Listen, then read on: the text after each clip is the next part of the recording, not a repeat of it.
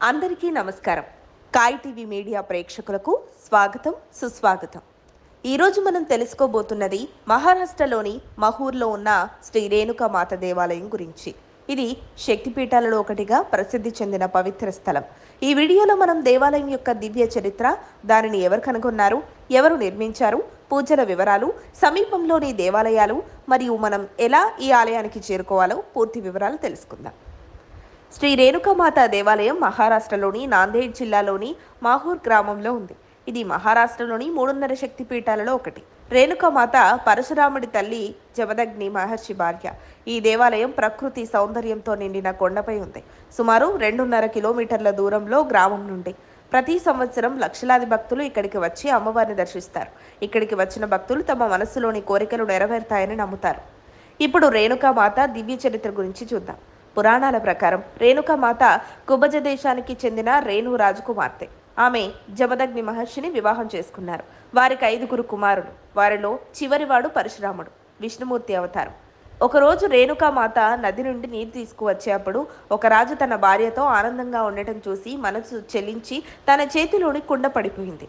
ఇది జమదగ్ని మహర్షికి తెలిసి ఆయన కోపంతో తన కుమారులను తల్లిని శిరచ్ఛేదం చేయమని ఆజ్ఞాపించారు. మొదటి 4 కుమారులు నిరాకరించారు. కానీ పరశురాముడు తండ్రి ఆజ్ఞను పాటించి తల్లి శిరస్సును నరికారు. ఆ తర్వాత పరశురాముడు తండ్రి జమదగ్ని మహర్షి వద్దకు వచ్చి ఇలా కోరారు, తల్లిని బ్రతికించమని. తమ్ములు ఈ ఘటనను మర్చిపోవడం మరియు తాను ఈ పాపం నుంచి విముక్తి గావింపబడడం. అందుకు జమదగ్ని మహర్షి అంగీకరించి రేణుకామాతను బ్రతికించారు. కానీ ఆత్రంలో రేణుకామాత శరీరానికి ఒక తక్కువ కులం స్త్రీ శిరస్సును మరియు ఆ స్త్రీ శరీరానికి రేణుకామాత శిరస్సును అతికించారు. రేణుకామాత శిరస్సు పడిన స్థలం మాహోర్. అక్కడ ఆమె రేణుకామాతగా పూజలు అందుకుంటున్నారు. ఆమె శరీరం మాత్రం మాతాపూర్లో ఎల్లమ్మగా పూజలు అందుకుంటున్నారు. ఈ స్థలం సతీదేవి కుడిభుజంగా పడిన శక్తిపీఠంగా కూడా పరిగణించబడుతుంది. కానీ ప్రధానంగా రేణుకామాతకు సంబంధించింది.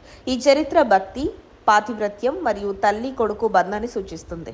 పరశురాముడు తన తల్లిని ఆరాధిస్తూ ఈ స్థలాన్ని పవిత్రం చేశారు.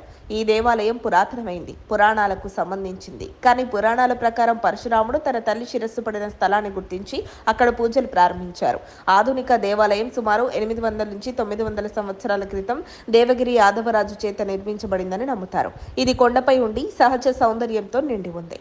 దేవాలయం ఉదయం 6 గంటల నుండి రాత్రి 10 గంటల వరకు తెరిచి ఉంటుంది. భక్తులు స్వయంగా ఆరతి చేసుకోవచ్చు. ప్రధాన ఆరతి మధ్యాహ్నం 11:30 గంటలకు జరుగుతుంది.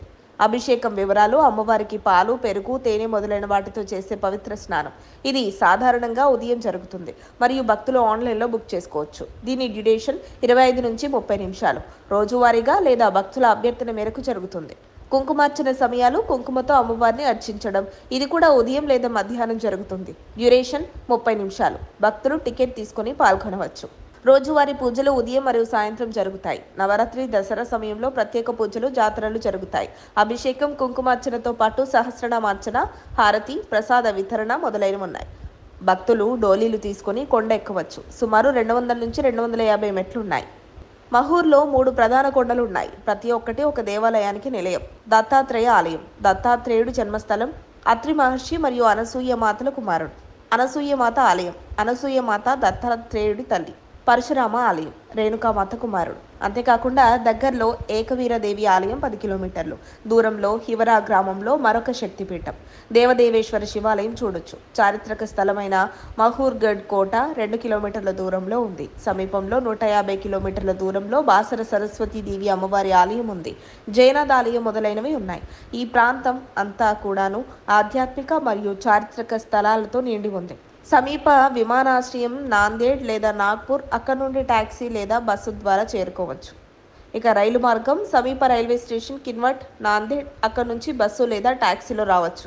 ఇక రోడ్డు మార్గం: ముంబై నుండి అహ్మద్నగర్, పైతాన్, జల్నా, వాషిం, పుసద్, మహూర్. పూణే నుండి సమాన మార్గం. నాందేడ్ నుండి డైరెక్ట్ బస్సులున్నాయి. మహూర్ గ్రామం నుండి 2.5 కిలోమీటర్లు కొండెక్కి దేవాలయం చేరుకోవచ్చు. ఈ రేణుకామాత దేవాలయం భక్తి మరియు చరిత్రల మిశ్రమం. మీరు కూడా సందర్శించి అమ్మవారి అనుగ్రహాన్ని పొందండి.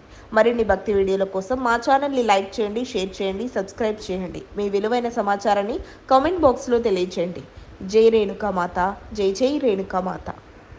మరిన్ని అప్డేట్స్ కోసం మా కాయ్ టీవీని సబ్స్క్రైబ్ చేసుకోండి. మా వీడియో కనుక మీకు నచ్చినట్లయితే లైక్ చేయండి, షేర్ చేయండి. మీ విలువైన అభిప్రాయాలను కామెంట్ బాక్స్లో తెలియజేయండి.